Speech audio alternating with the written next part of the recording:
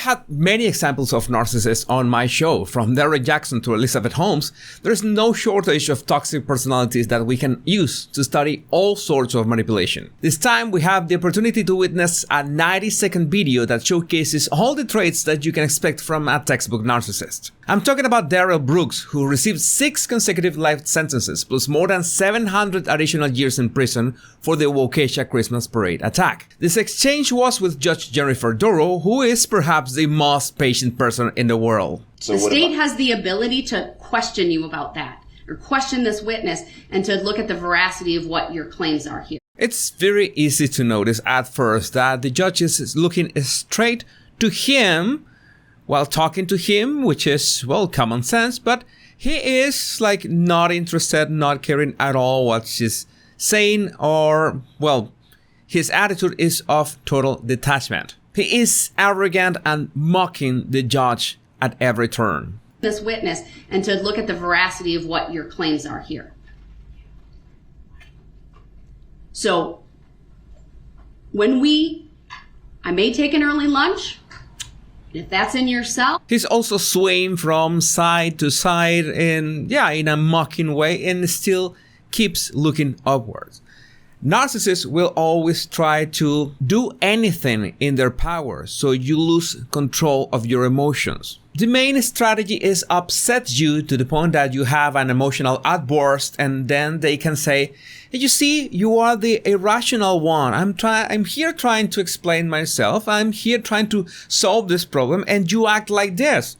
But you act like that because they use this kind of tactics to piss you off.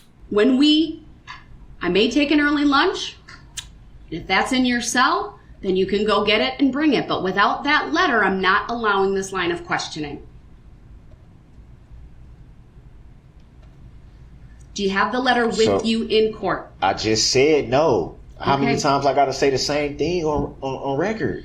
Sometimes. He also displays a childish attitude, like shrugging off and saying, I don't have what you're asking for. I don't have it.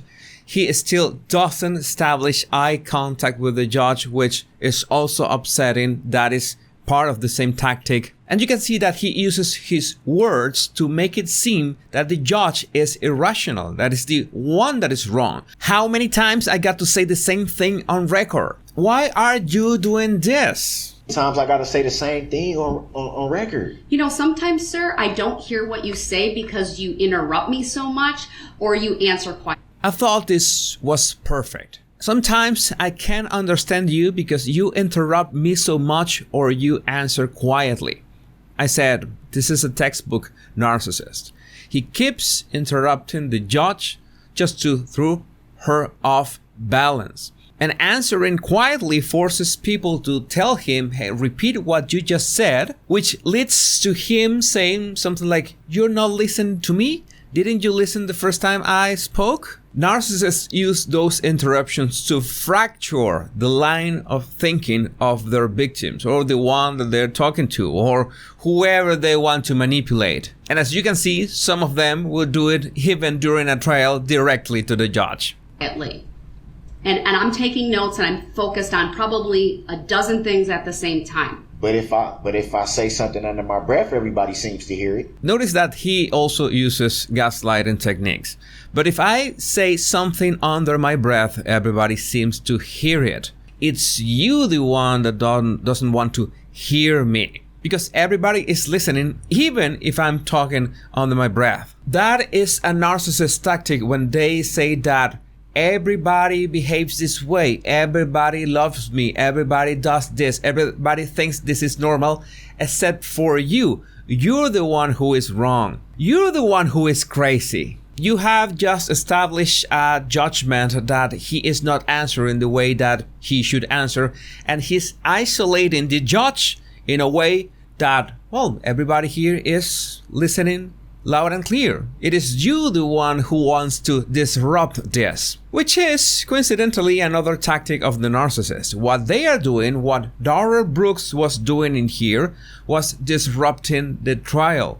So he's blaming the judge for doing the exact same thing that he's doing on purpose. He's not only disrupting the trial, but he's also blaming the judge in an indirect way that she's doing it. You might have experience dealing with this kind of toxic personalities when you try to accuse them of something and they accuse you back of the same thing, or they can say that you are the one to blame for their behavior. Everybody seems to hear it.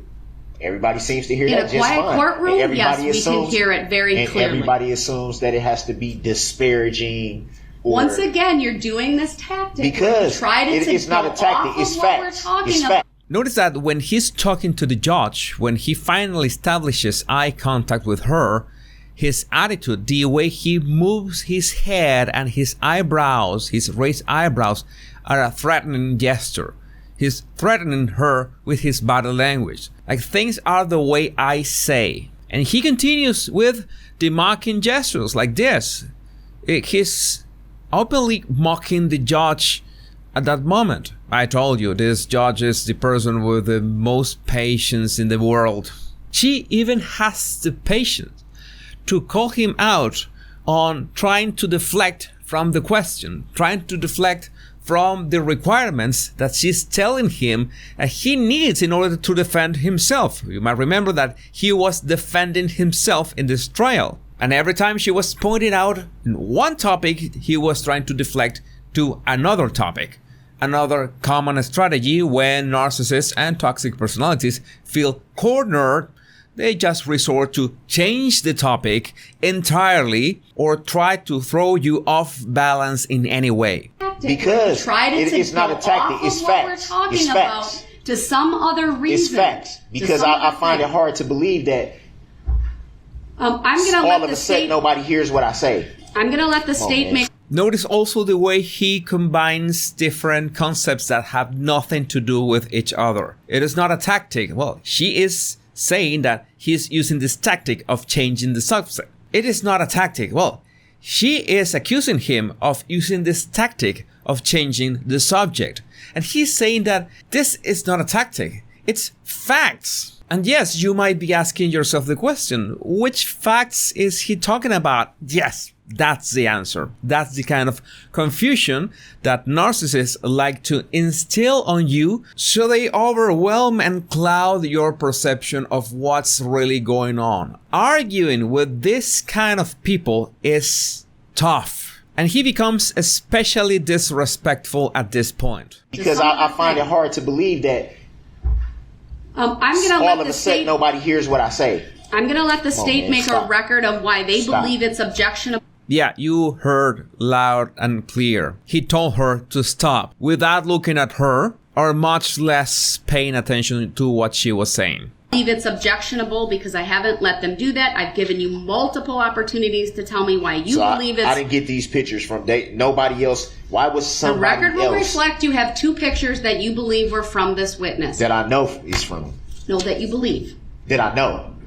All right. Now, this is the way of this individual talking to a judge during a trial in court. Can you imagine this man talking to anybody else? I don't know, his family or his friends or his neighbors or whoever he meets on the street that he doesn't like? Can you imagine the amount of bullying, of pressure, of sorrow that this man has been for everybody that he has met in his whole life? I don't have the patience to deal with this kind of people, and I'm sure don't have it either. And that's why these 90 seconds are a perfect example of someone that has no empathy and no regard for your feelings or what you want. These kind of people usually get away with this behavior because they are so bullying, so overwhelming that people say, hell, whatever you say, dude.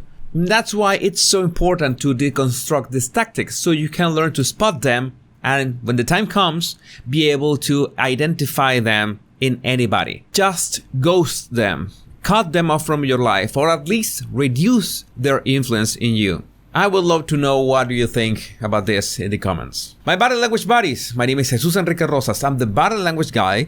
And remember to download my 100 body language tips right in the description of this video. Much love and bliss.